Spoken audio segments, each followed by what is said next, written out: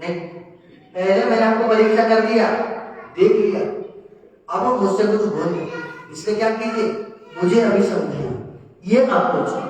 जब इस प्रकार के अप्रोच लेकर हम लोग गुरु वैष्णव के पास जाते हैं, कोई भी वस्तु समझने के लिए ये वाला जो चीजें आवश्यकता हो, ऐसे वाला सबमिसिव मूड, ऐसे वाला हमारा शरणागति आवश्यकता होता है। क्या है कि मैं जिनके पास जा रहा हूं, मुझे ये बात नहीं आ रही, मुझे इसके विषय में पता नहीं, मैं कभी जा रहा हूं, ताकि उनको परीक्षा करने के लिए जा रहा हूं। इसलिए भगवान भी बाद में भगवत गीता में अर्जुन को समझाया कि वास्तविक रूप में एक व्यक्ति को कैसे कोई भी वस्तु जानना चाहे, कैसे उनको गुरु के पास या कोई वैष्णव के पास जिनके पास जानना चाहते कैसे जानी चाहिए।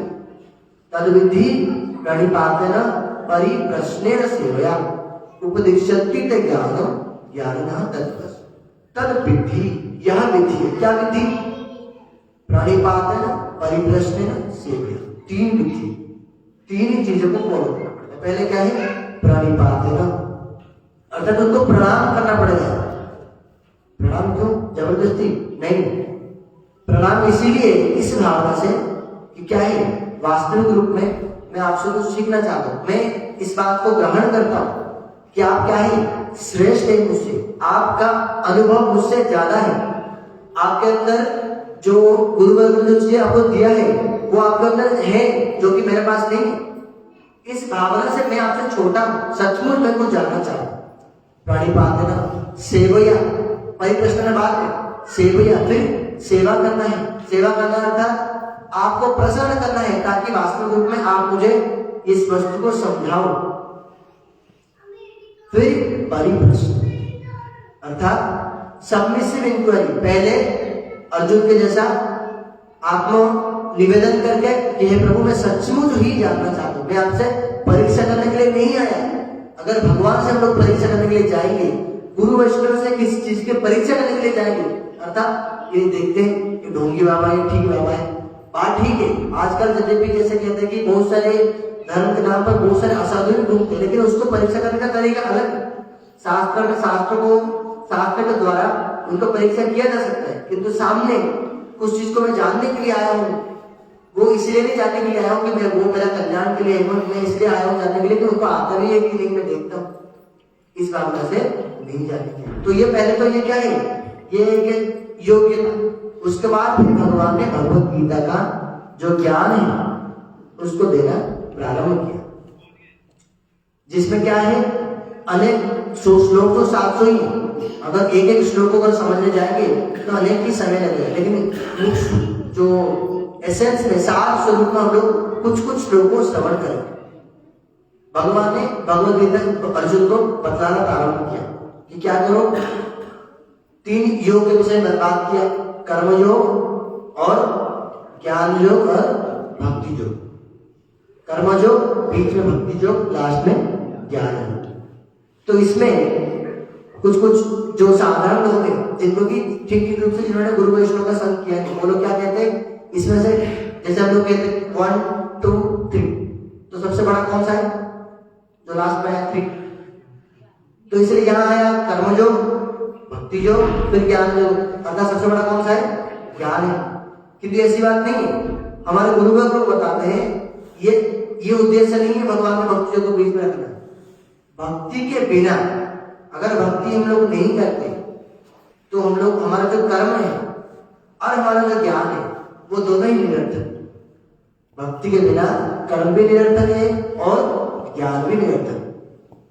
और भक्ति से ही कर्म अपना फल प्रदान करता है, ज्ञान भी अपना फल प्रदान करता है। इसीलिए भक्ति के साथ जुड़ा लगा दोनों को, भक्ति के साथ जुड़े रहेंगे इधर से भी तब जाकर क्या होगा, अपना फल भी प्रदान कर पाएंगे और वो कर्म का कर्मत्व तो भी रहेगा और ज्ञान का ज्ञानत्व तो भी रह पाएगा, नहीं तो इन दोनों का कोई लाभ नहीं है। इसलिए हमारे श्री वृंदावन श्री कृष्णाष्टमी में दूसरे पद में भी बताया, चारी वर्णाश्रमी यदि कृष्ण नहीं भजे, सो कर्म करियो से रौल में बड़ी मजे। अर्थात कोई व्यक्ति अगर अच्छा से कर्म भी करता है, वर्णाश्रम धर्म का अच्छा से पालन करता है, किंतु अगर कृष्ण का नहीं भजन करता है, अर्थात उसके साथ अगर भक्ति जुड़ा हुआ नहीं है, तो क्या होता है, गौरव में पड़ी मजे, उसको गौरव नामक नरक में जाना पड़ता है, कितना भी अच्छे से अच्छा कर्म कर दे। क्यों? क्योंकि कर्म अपना फल नहीं दे पाता विदाउट भक्ति। इसलिए भक्ति ही यहाँ मूल है। भक्ति जैसे कहते ना कि कोई व्यक्ति, कोई वस्तु है, बहुत जो मूल्यवान वस्तु है, उसको क्या करते हैं? उसको बीच में रखते हैं, चारों ओर से उसको ढक्कन लगा करते हैं। तो इसलिए इस वस्तु को भी इस तरह से समझ सकते हैं कि भक्ति इतना मूल्यवान है, उसको बीच में रखा गया ताकि चारों ओर से कर्म और ज्ञान को ढक करके रखा गया। इसलिए कर्म और ज्ञान को जो क्रॉस करके जाएगा वो भक्ति के पास पहुंचेगा। तो भगवान भक्ति के विषय में ही उनका कहने का उद्देश्य है। वास्तविक रूप में वो भक्ति ही कहना चाहते हैं, वास्तविक रूप में भक्ति का ही उपदेश देना चाहते हैं। यद्यपि उपदेश तो कितना ही हो सकते हैं, किंतु अल्टीमेटली उनका जो उपदेश है वो भक्ति ही है। कैसे?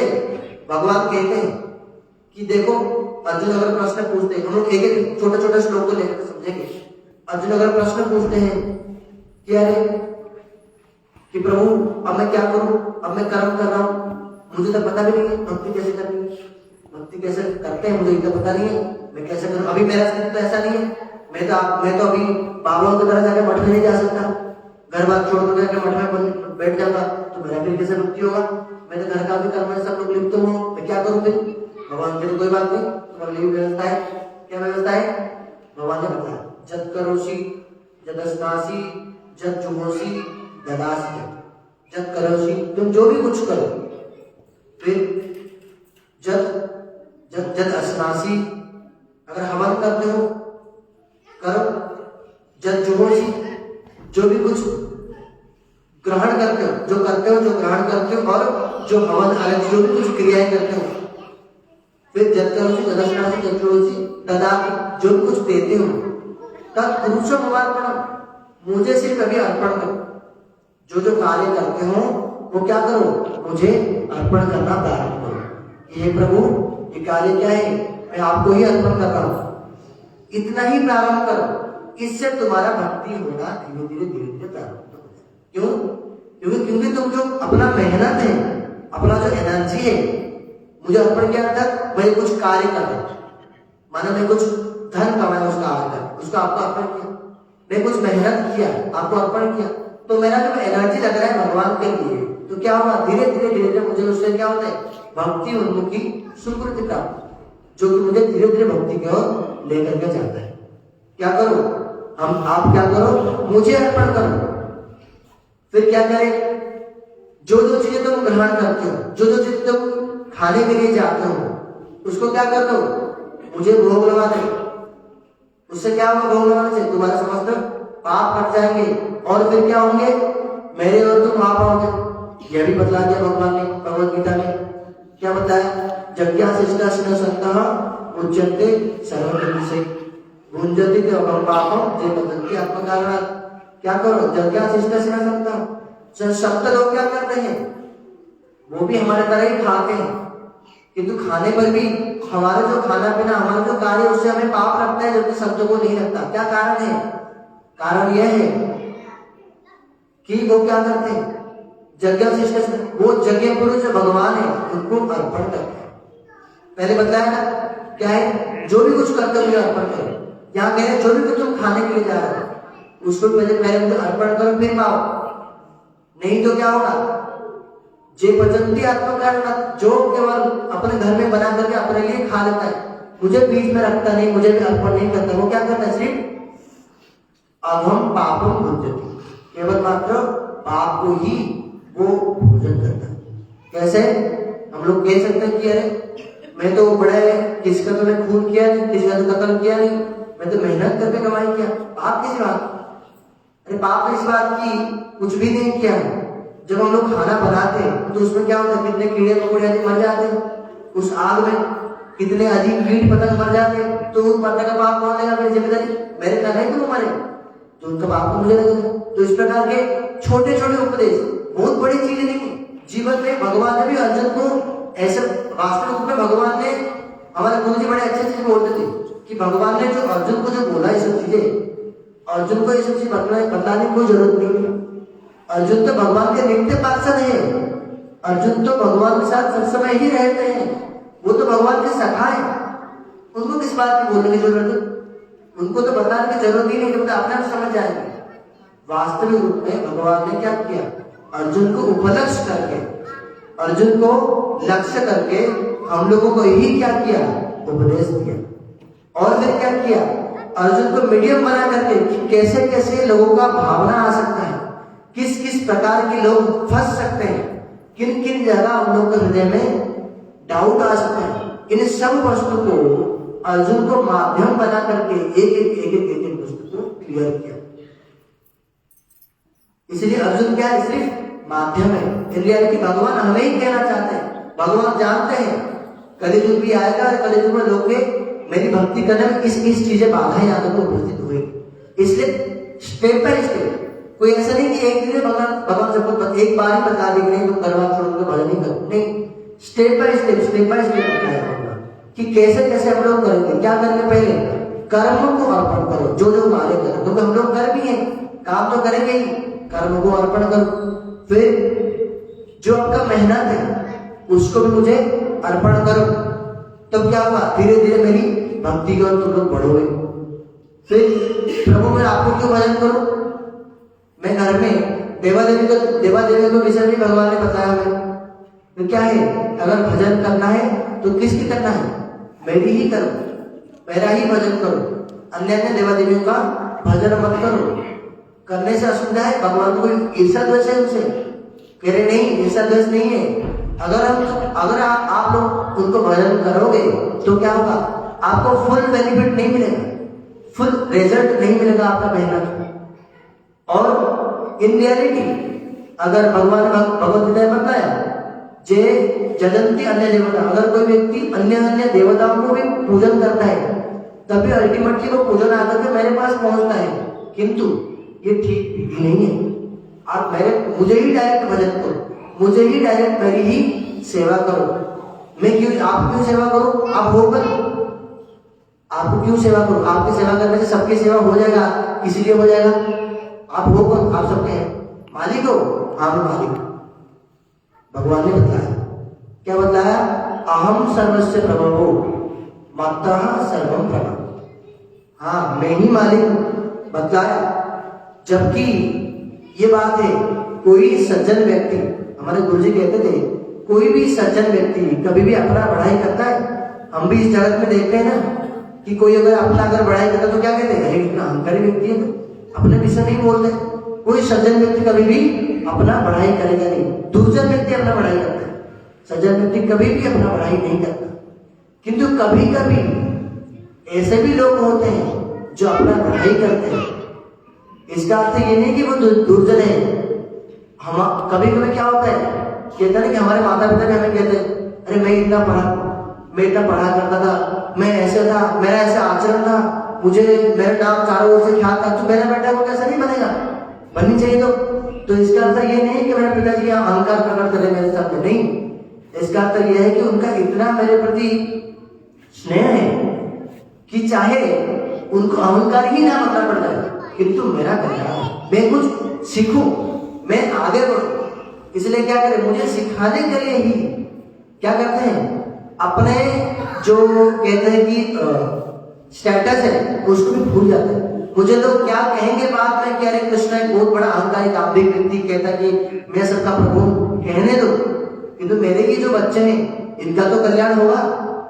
इसलिए क्या करते हैं, सज्जन व्यक्ति, कृष्ण परम सज्जन व्यक्ति है, किंतु यहाँ सारे चीजों को पीछे छोड़ के, यही कृष्ण और अन्य जो अवतार है उनमें यही अंतर है। हम लोगों को कल्याण के लिए, हम लोगों को कृपा करने के लिए कृष्ण इस हद तक आगे ताकि हम लोग का कल्याण हो, जिस हद तक कोई भी अवतार आगे नहीं है।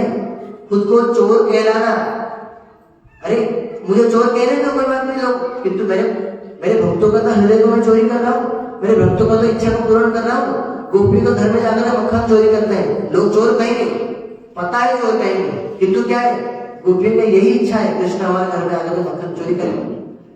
गोपी के साथ रास करते हैं, लोग कहेंगे कैरेक्टरलेस है, इनका कोई क्या है, इनका चरित्र ठीक नहीं, चरित्रहीन। हमारे रामचंद्र जी को देखो, एक पत्नी पर कभी भी किसी की बात सुनने, कितने सारे लोग उनको थक गए, कहे प्रभु हमारे साथ भी क्या करो, हमें भी अब अपना लो, अपनाए नहीं। देखो कितने स्ट्रिक्ट है। किंतु कृष्ण ने क्या किया, सबको अपना किया, जो भी कोई आया अपना किया। लोग क्या कह रहे इसके लिए, कैरेक्टर लेस है, कहने दो, किंतु मेरे भक्तों का इच्छा तो पूर्ण कर रहा हूं। तो यही कृष्ण और अन्य समस्त जो अवतार है, अन्य समस्त जो भगवत अवतार, उनमें यही अंतर है कि इतने अधिक कृपा कृष्ण के अंदर, इतनी अधिक दया, इतनी अधिक भलाई करने की इच्छा और किसी भी अवतार में आया नहीं। इसलिए भगवान यहाँ क्या कहते हैं, अहम सर्वस्व प्रभो, मैं सबका प्रभु। मत्तः सर्वं प्रवर्तते। हे अर्जुन, आप ध्यान से जान लो, मेरे अंदर सब कुछ प्रवेश करते हैं। मैं तुम्हें दिखला भी दिया, किसमें, विश्वरूप दर्शन योग में, विश्वरूप मंदिर, सब कुछ दिखला दिया कि देखो मैं ये अपना बड़ाई के लिए नहीं कर रहा हूं। तुम अगर नहीं भी समझोगे कि मैं बहुत बड़ा हूं तो मेरा कोई हानि तो होगा नहीं, फिर तुम्हारा तो हानि हो जाएगा ना। तुम्हें जो चीज प्राप्त होना था वो तो नहीं प्राप्त होगा। इसलिए क्या है, तू इस चीज को जान। आम सर्वस्व प्रभो मत्तः सर्वं प्रवर्तते इति मत्वा भजन्ते मां।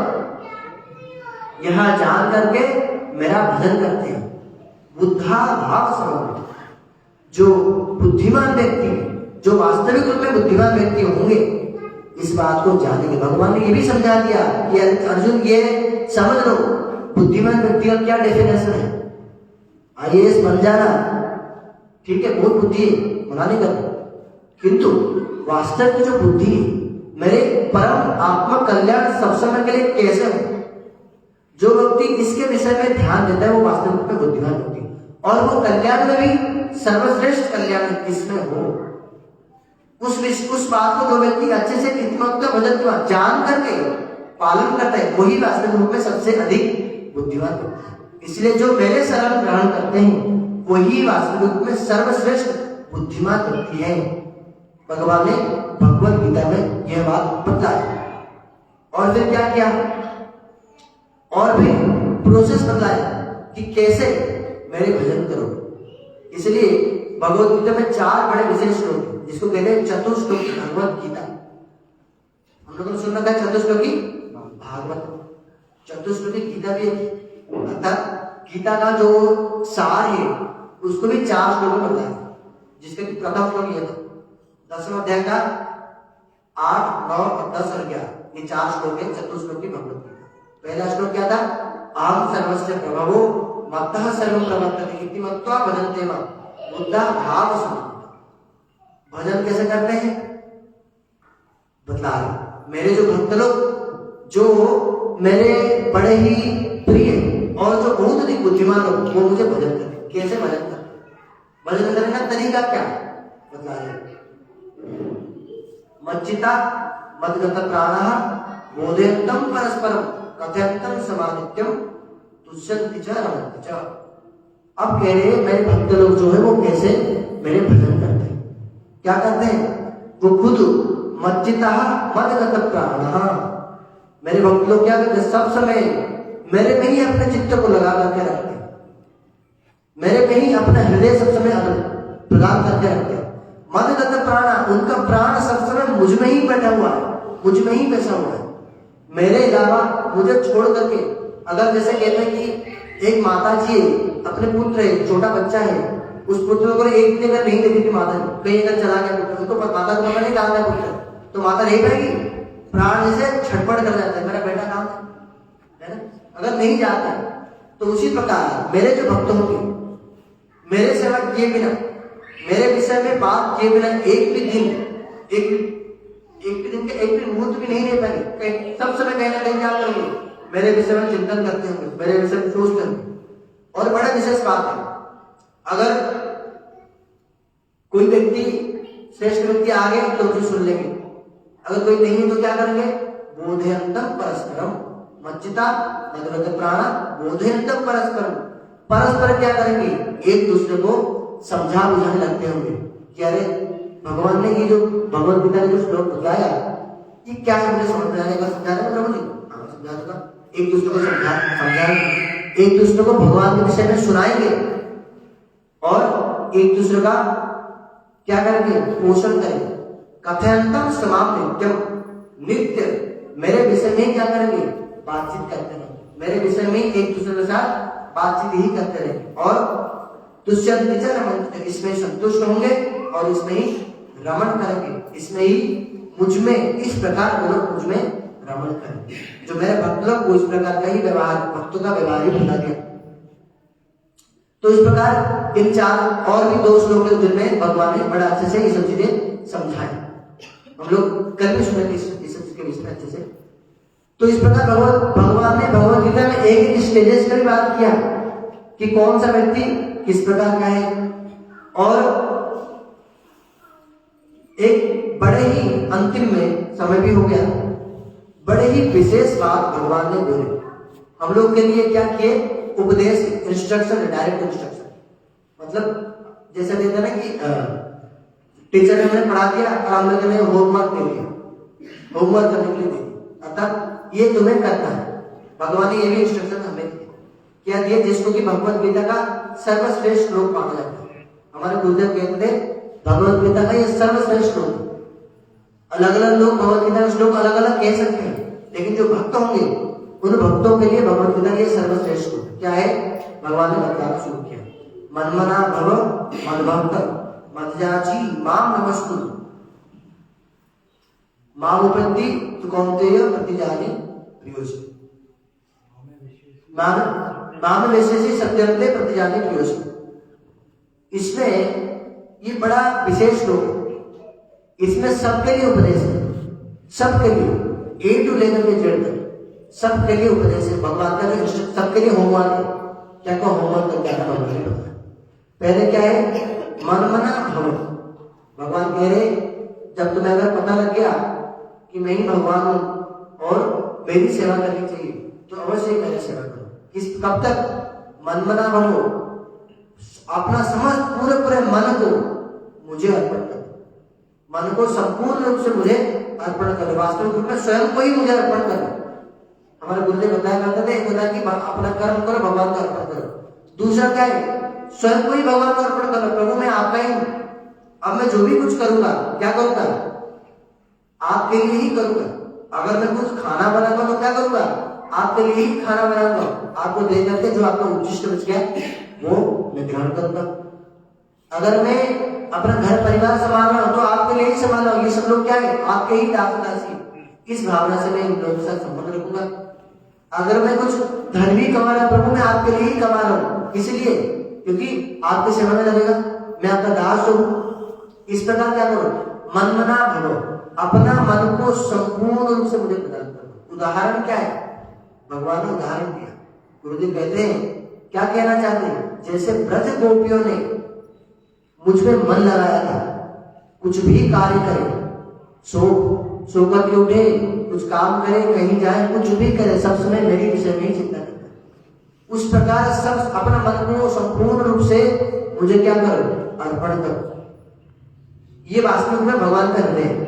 जो भगवद गीता का 700 श्लोक सुनाया, ये 700 श्लोक का ये वाला जो चीजें, ये सार है। भगवान यही हमें यहाँ तक पहुंचाना चाहते हैं, और इसमें ही हम सब लोग का सर्वश्रेष्ठ कल्याण है। इसमें ही हमारा सबसे अधिक लाभ इसमें हो, जब हम लोग क्या करेंगे? सब समय भगवान का ही चिंतन कर पाएंगे और भगवान के विषय सब समय भगवान ही हमारे हृदय में बैठे रहेंगे। क्या ब्रज गोपियों लोग काम नहीं करते थे? वो भी काम करते थे, किंतु मन सब समय भगवान के पास लगा। प्रभु मैं मन नहीं लगा पाता, संसार में रहता हूँ, कहाँ लगा पाऊंगा? मन तो मेरा विचलित हो जाता है, इधर उधर भटकता है। फिर क्या करो? मन भक्त, मेरी भक्ति करो। भक्ति अर्थात भजदातु वही सेवाया, मेरी क्या करो? आप सेवा करो। कैसे सेवा करेंगे? किस प्रकार की सेवा करेंगे? भगवान का मेरे लिए क्या करो? फूल लेकर के आओ, मेरे सेवा में लगेगा। और मेरे लिए क्या करो? जल लेकर के आओ, मेरा अर्चन होएगा। मेरे लिए दूध लेकर के आओ, मेरा अभिषेक होएगा। इस प्रकार के मेरी सेवा के लिए जो जो वस्तु है, मेहनत तो कर सकते हो, इतना तो कर सकते हैं। मन हमारा कंट्रोल में नहीं, हाथ तो मेरे कंट्रोल में है, मेरे शरीर तो मेरे कंट्रोल में है। तो अपने शरीर के द्वारा, अपने हाथ के द्वारा जो जो कार्य हो सकता है करो। और विशेष करके क्या करो? अगर आपका मन नहीं लगा पाते हो तो क्या करो? जिन लोगों का मन लग गया है उनसे विशेष करके मेरे विषय में सुनो, वो जिस प्रकार का कहते हैं उस प्रकार का चलो। मेरे जो भक्त हैं उनसे कान के माध्यम से सुनो। इसलिए प्रहलाद महाराज ने क्या बताया, श्रवणम कीर्तनम विष्णु स्मरणम पाद सेवनम अर्चनम मंगलम दासम सख्यम। हम लोग क्या करना पड़ेगा, अगर हम लोग हमारा मन नहीं लगता तो क्या करेंगे, सुनेंगे। सुनने से क्या हुआ, धीरे धीरे हमारा मन लग जाएगा। कीर्तन, उनके भगवान के विषय में कीर्तन करेंगे, यहाँ भी कीर्तन करेंगे, घर में चले जाएंगे, किस व्यक्ति कोई भी सामने मिल गया, कोई ऐसे बहुत बड़ा प्रवचक होगा स्टेज में बैठ के प्रवचन करने कोई आवश्यकता नहीं, कोई भी सामने दिख गया क्या करो तो समझाओ, जो सुनकर क्या है, जो थोड़ा सुनकर क्या है, कोई ज्यादा सुनने की जरूरत नहीं है। जो ज्यादा बता के जब पीएचडी करूंगा तब जाकर दूसरों को बताऊंगा, ऐसे भी कोई आवश्यकता नहीं। जो थोड़ा सा सुन लिया वही बता दूंगा। आपको पता है कृष्ण कौन है, कृष्ण भगवान। क्यों, बच्चे मुझे कहते तुम्हें कैसे पता, अरे भागवतम कहते हैं कृष्ण भगवान से भगवान स्वयं कहते भगवान गीता आम सर्वस्व, इसलिए कृष्ण भगवान। इतना तो समझ मुझे आ गया, दूसरी जगह बोल दूंगा। इस प्रकार के अनेक अनेक ये क्या है, सेवा है। नहीं तो ये वाला सेवा तो है मत भक्तो। अगर नहीं होता फिर क्या करो, प्रभु ये बता सेवा में ये वाला विशेष करता है, जो भगवान के विषय में सुनना, भगवान के विषय में बोलना, भगवान के विषय में पढ़ना, श्रवण कीर्तन आदि जो भक्ति का आज्ञा पालन करना। प्रभु भगवान के विषय में भी सुनने के भी क्या हो रहा है, कभी रुचि नहीं हो पा रही, सब लोग का सुनने का भी रुचि नहीं हो। बड़े विशेष को कोई सौभाग्यवान व्यक्ति जो है उनका ही इच्छा होता है भगवान के विषय में सुनने के लिए, नहीं तो हर कोई व्यक्ति ऐसा नहीं सुनता। इसलिए आप सब लोग जो बैठ कर सुन रहे हैं, आपका बड़े किसी मतलब कितने लाखों करोड़ों जन्म का सुकृति है, तभी आपको सुनने के इंटरेस्ट नहीं होता, नहीं तो सब लोग का सुनने के लिए नहीं इच्छा होता। ये एक सुधार है। मानो कि कोई 10th क्लास का बच्चा, अगर स्टैंडर्ड वन का बच्चे को 10th क्लास का प्रॉब्लम सॉल्व करने के लिए दिया जाए तो वो नहीं कर पाता। तो इसलिए जिसका भक्त का स्तर बहुत कम है उसको सुनने का भी नहीं इच्छा। तो अगर भक्त बोले कि प्रभु सुनने में भी मन नहीं लगता, किसी को कथा बोलने में मन नहीं लगता, क्या करूं, मत जांच, मेरी जागरण करो, मेरी पूजा करो, अर्थात फिजिकली मेहनत करो। जो हमारे हाथ में जो मेहनत वाला काम करो। भगवान का क्या करो, भगवान के रसोई बनाओ, मेहनत वाला काम वो तो कर सकते हैं, उसके लिए तो ऐसा मन लगाने की आवश्यकता नहीं। भगवान का रसोई बनाओ, फिर क्या करो, भगवान का मंदिर बन रहा है, मंदिर निर्माण करो, मेहनत करके क्या करो, भगवान का किसी प्रकार का जो सेवा है, भक्तों की सेवा है, उसमें मेहनत करो, शारीरिक परिश्रम करो, ये भी सेवा है। किंतु इससे श्रेष्ठ सेवा क्या है, भगवान का विषय में सेवा करो। प्रभु अब ये नहीं कर पाते, इसकी इच्छा नहीं होती, अब भगवान के रसोई बनाना, ये सब चीज करना, इतना तो इच्छा नहीं हो पाता। अब इतना अभी तक तो मेरे अंदर भावना है, क्या करें, भगवान कह रहे लास्ट में यही करो, मां नमस्कार, मुझे प्रणाम, माथा तो टेक सकते हो, माथा ही टेक लो मुझे, लेकिन मुझे ही माथा टेक लो, कम से कम माथा तो टेक लो। अब हम लोग ये किस लिए, मतलब ये इसमें संसार में कोई भी व्यक्ति कर सकता है या नहीं कर सकता, ऐसा कोई इसके लिए कोई अधिकार चाहिए, भगवान को माथा टेकने के लिए कोई अधिकार चाहिए कि नहीं पहले तो मैं पढ़ाई कर लेता हूँ, ग्रेजुएशन कंप्लीट करा तब जाकर तो माथा टेकूंगा, नहीं तो उससे पहले तो भगवान बुरा मानते हैं। ऐसा तो कुछ नहीं, छोटा बच्चा भी कर सकता है, बड़े व्यक्ति भी कर सकता है। हो सकता है अभी हम लोग का श्रवण कीर्तन में इतना मन नहीं लगता है, क्या भगवान के लिए रसोई बनाना, कोई घर में रसोई बनाना, तो भगवान को भोग लगाना, ये तो कर सकते हैं। अगर इतना भी नहीं कर सकते, भगवान के लिए माथा पर टेक सकते, तो इसलिए भगवान ने ही बता दिया तुम किसी भी अवस्था में हो, मेरा क्या कर सकते हो, भक्ति कर सकते हो, किंतु मेरा ही भक्ति करना, नहीं तो क्या होगा, ठगे जाओगे, ज्यादा तुम्हारा लाभ होगा नहीं। तो इसलिए जो भगवत गीता है, अगर इसको हम लोग पढ़ेंगे ठीक रूप से, अगर हम लोग ठीक रूप से वैष्णव के मुख से सुनेंगे, जो लोगों ने इसको ठीक रूप से पढ़े समझे, तो देखेंगे एक एक बात है, एक एक बात में भगवान का कैसे हम लोगों के प्रति दया है, कैसे भगवान ऐसा लगता है कि भगवान जैसे कि बेचैन है कि हम लोग क्या करें, अपना कल्याण करें, हम लोग उनके पास जाएं, उनसे अपना हमारा ही कल्याण है। क्यों, क्योंकि हम है तो भगवान के ही संतान, इसलिए अपने संतान को अपने पास लेने के लिए भगवान ने किस किस प्रकार का पद्धति को अपनाया, किस किस तरह से नीचे जाकर के चीजें को बोलना पड़ा, ताकि हमें किसी भी स्तर पे हो, हमें उठा करके वो लोग क्या करें, उन ब्रजगोपी का स्तर पे जाकर के पहुंच जाए, उन सर्वश्रेष्ठ जो भक्त है उनके स्तर पे जाकर के पहुंच जाए। इसलिए भगवत गीता हर किसी व्यक्ति के लिए है, हर किसी व्यक्ति के लिए, बाबाओं के लिए, साधुओं के लिए है, ऐसा बात नहीं है। किसी भी वर्ग का व्यक्ति, यहाँ तक कि कोई भी धर्म का व्यक्ति, हिंदू, मुस्लिम, क्रिश्चियन, कोई भी व्यक्ति का धर्म का व्यक्ति, सबके लिए है। यहाँ के भगवान भगवत गीता भगवान ने कहीं भी इस जगह में हिंदू शब्द व्यवहार किया कि हिंदुओं के लिए ये नहीं किया। तो इसलिए इन भगवत गीता का उपदेश क्या है, हर किसी को दिया जा सकता है। इस भगवत गीता के उपदेश को हर कोई व्यक्ति सुन सकता है, और इस उपदेश को अगर हम लोग पालन करेंगे तो क्या होगा, और जो कि बहुत कठिन नहीं, बहुत कठिन है ये। हमारा अभी अगर लेवल है, हम माथा ही टेक सकते हैं तो माथा ही टेक, कोई आप कोई भी नहीं कह रहे कि जाकर क्या करो, गोपियों के जैसा तुम लोग भगवान का भजन करो, कोई जरूरत नहीं है, माथा ही टेक। तो इसलिए माथा टेकना कोई कठिन बात है। तो इसलिए हमारा जहां भी स्तर है, उस स्तर से हम लोग भगवत भक्ति के और जा पाएंगे, और जा ही पाएंगे डेफिनेटली। उस विषय में भगवान ने भगवत गीता में सारे व्यवस्था कर रखी है। तो हमें क्या करना है, तो हम करना क्या है, हम लोग क्या करना है, सिर्फ उसको पालन करना है। कैसे पालन करना है, जो ऐसे वाले शिक्षक हैं जिन्होंने इन भगवत गीता को अपना जीवन में अपनाया है ठीक ठीक रूप से, जैसे हम लोगों ने शुरू से भी सुने थे कि जो व्यक्ति का है ऐसे वाला, हमको हमारा घर में अगर गाय है तो हम ऐसे वाले तो ग्वाला को लेकर के आएंगे ना, जो गाय का दूध अच्छे से निकाल पाए, नहीं जो 100 ग्राम दूध निकालेगा उसको लेकर आएंगे तो नुकसान होगा हमारा। तो इसीलिए भगवत गीता को पढ़नी चाहिए हर किसी को, किंतु किसके अंदर में, ऐसे वाले जो वैष्णव है जिन लोगों ने वास्तविक रूप में भगवत गीता का विषय को समझा है, चाहे वो छोटा बच्चा क्यों ना हो, चाहे वो छोटा बच्चा क्यों ना हो। क्यों? क्योंकि हमारे जो गुरुवर्ग है, जो कि भगवत गीता की वास्तविक चीजों को समझे हैं, उन गुरुवर्गों ने उस चीजों को अपने जो साथ में आने वाला जो व्यक्ति है उनको वही वाला चीजों को ही समझाया।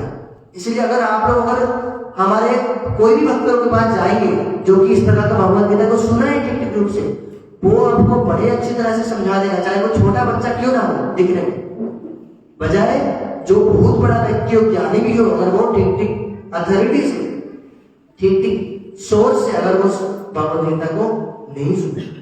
इसलिए आपको क्या करना चाहिए, हर व्यक्ति, हर किसी को हम में से भगवत गीता को नित्य प्रति पढ़नी चाहिए, नित्य प्रति श्रवण करनी चाहिए। इसलिए यहाँ भगवत गीता का जो महात्म्य उसमें यही बताया गया, मल निर्मंजनम पुंसा जल स्नानम दिने दिने सकृत गीता प्रशिष्टानम संसार मलनाशनम, कि मल निर्मंजनम पुंसा, एक व्यक्ति का मल अर्थात शरीर की गंदगी नष्ट हो जाती, दूर रहती।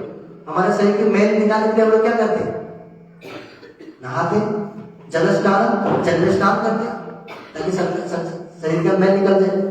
किंतु भगवत गीता ऐसा शास्त्र है जिसमें स्नान करने से क्या होता है, संसार मलनाश, पूरे संसार में जो मल है हमेशा के लिए हमारे शरीर से क्या हो जाते हैं, धुल जाते हैं, नष्ट हो जाते हैं। किंतु वजह क्या है, ठीक ठीक सोच से इसको श्रवण करेंगे।